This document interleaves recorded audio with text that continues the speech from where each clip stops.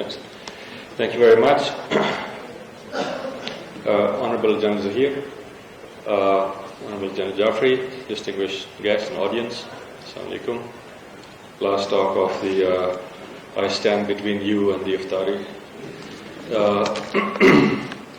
When you put a frog in very hot water, it jumps out.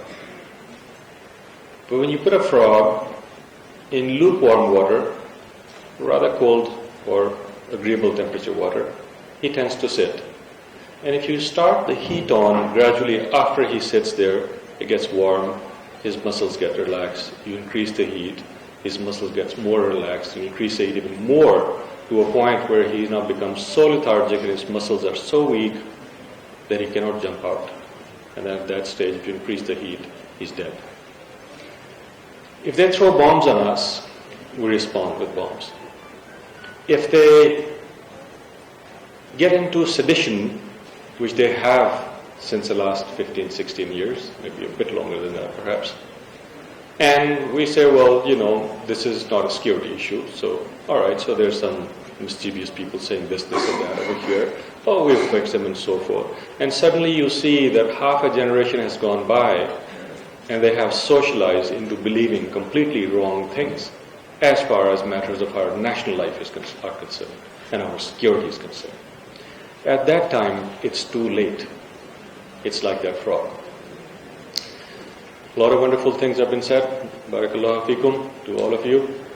The question is now, what should be done? And I must address that in the next 10 to 15 minutes in the context of importance of media. Nobody disagrees that media is very important in combating the fifth generation warfare, hybrid warfare, the grey zone for everybody agrees, all right? So we all agree that media is very important and we cannot ignore the media. The question is, how do we do it?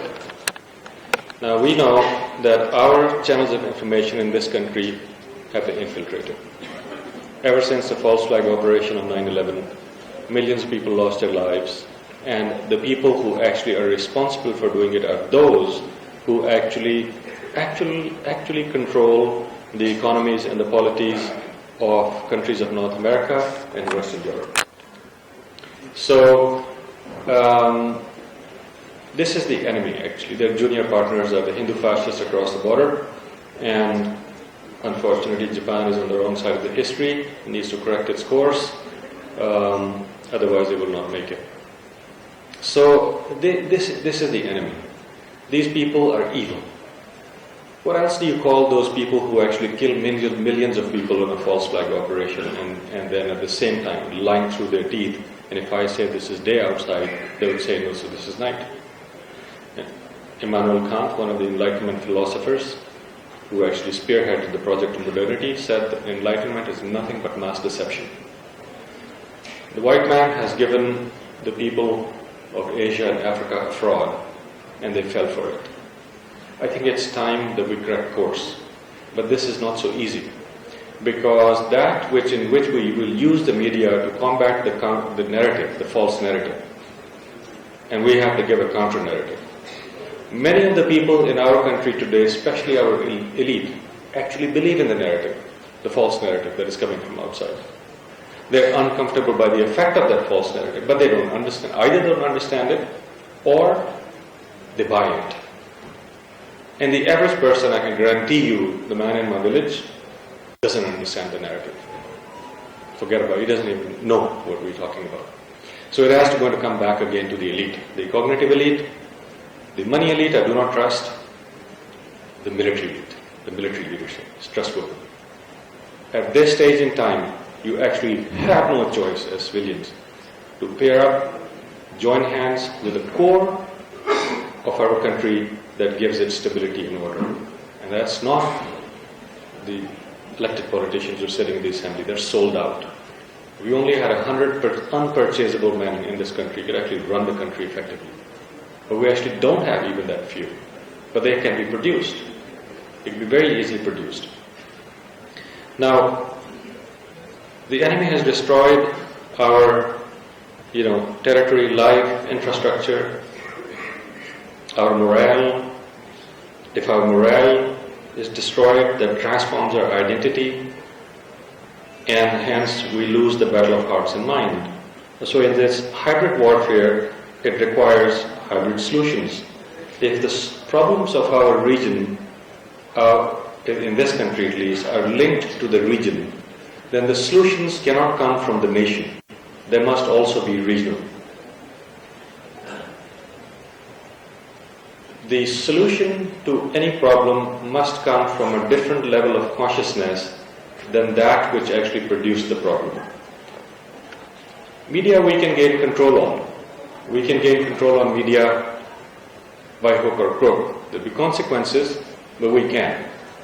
It's not that difficult for the people who have power in our country, fortunately, those people who are legitimately give their lives for this country and still wield power, they can do it. But there will be consequences. We can pull the plug on Geo, we can pull the plug on all of these nonsense the whole day. There's nonsense going on television to such a point where you actually, even if you don't pay attention to the content of the news, you get this mild form of psychosis. I literally have to massage my mother's head after she watches half an hour of television because she falls into despair, and then I have to give her hope again. And so even the advertisements are not immune from messages. They set up certain attitudes in youngsters. Other than informing our buying habits and altering our political economy, they have a psychological impact on us. They also inform cultural habits or cultural attitudes, even the advertisement and entertainment industry. My God, it's loaded. The television programs and dramas and all of these things are loaded. And so now to actually subvert the enemy's attempt on this media attempt, war disinformation against us, we have to have a complete reorientation of our consciousness. But what's wrong with our consciousness now, in my opinion, that we've taken the white man too seriously. He has given you a bunch of false narratives, and let me just give you examples of a few, and we've bought them all. Political, economic, social, religious, different types of narratives that exist. In political, he taught us that nation-state is here to stay, and democracy is the only legitimate form of government. Nation-state is not here to stay. Let's learn from the Chinese friend. We have so many Chinese scholars now. Zhang Weiwei and Martin Jakes, our friends from China, and a few others are saying that China is not a nation-state. They're saying we're a civilization state. We have 56 nationalities amongst us. If Liechtenstein, which we don't even know where it is on the map, has one vote in the United Nations, then China should have at least 56 votes in the United Nations. So China understands the inequity that was doled out to it in the aftermath of the World War II when the system was set up. It is not willing to live with this inequity anymore, and hence intellectually challenged this notion that nation-state is here to stay.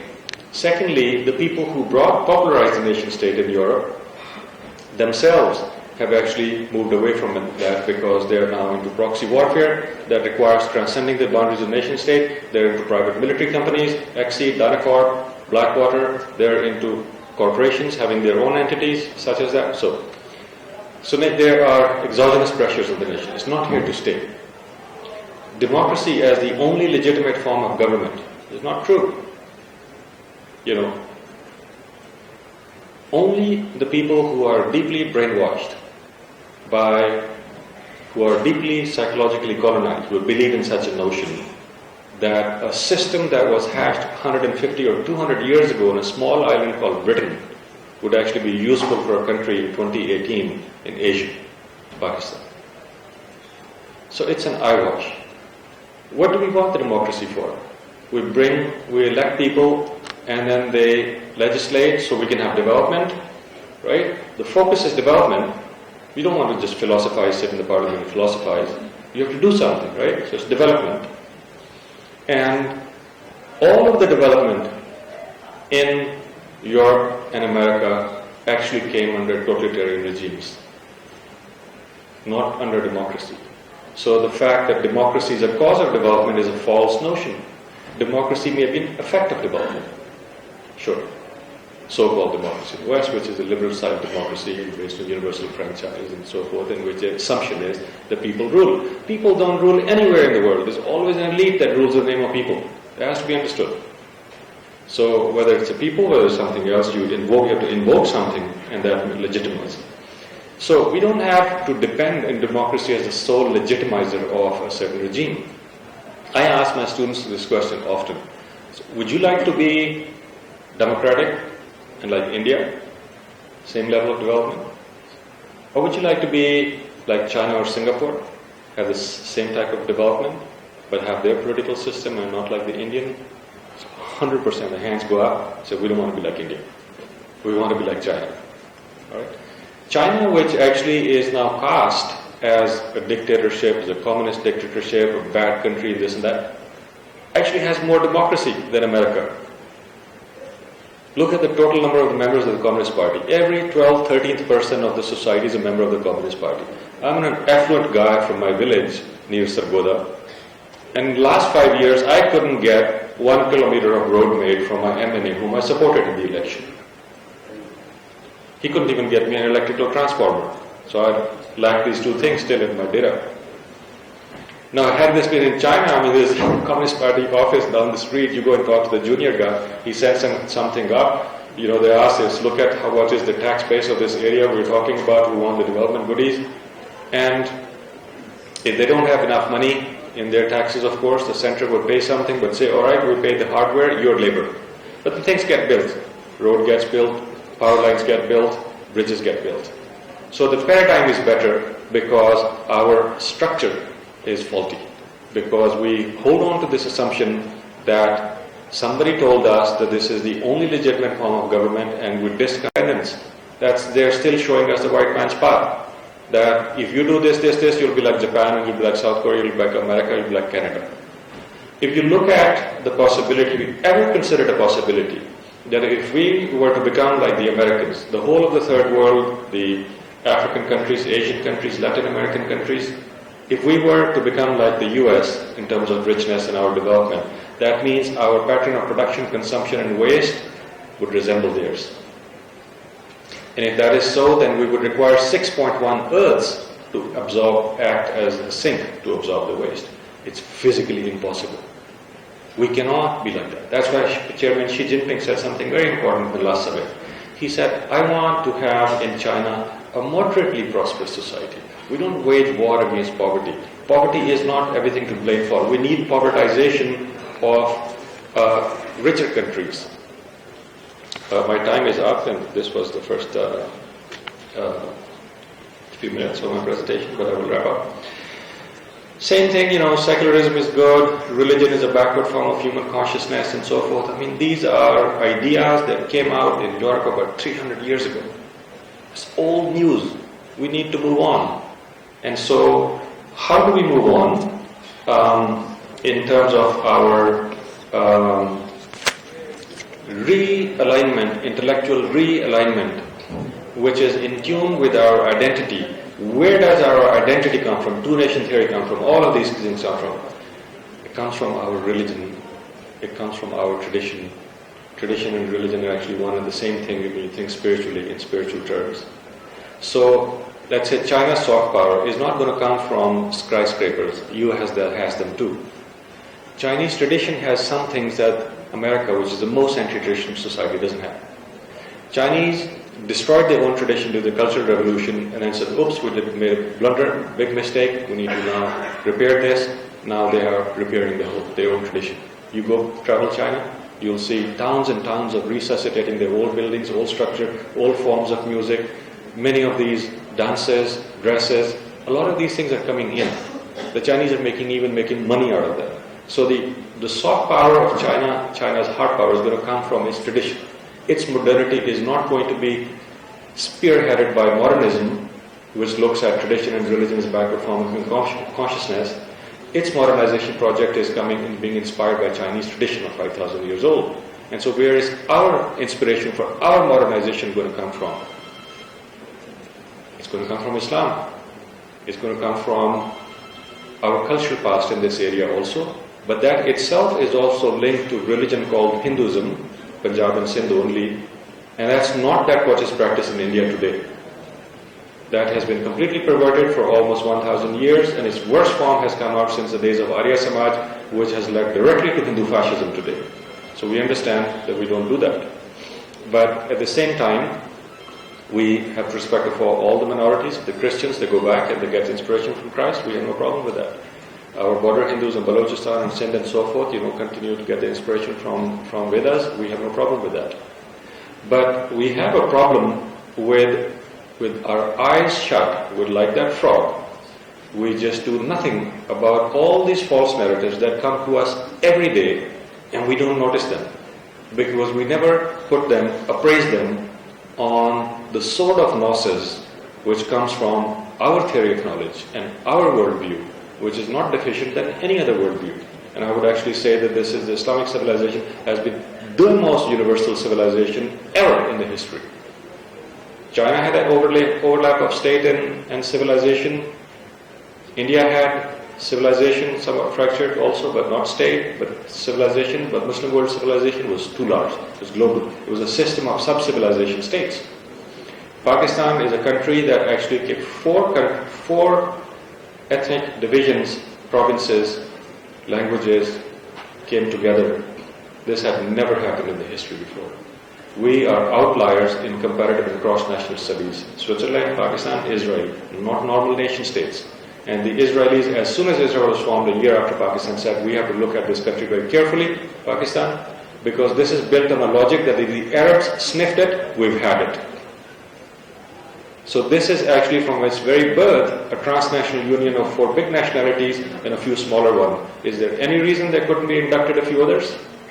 I think can be inducted as well. So nationalism itself, which is a narrow force, was needed at that time to galvanize these people to pull together. But now, I think that we have to think nationally and transnationally. So there are many, many other things, but I think that my host will get upset if I don't wrap up.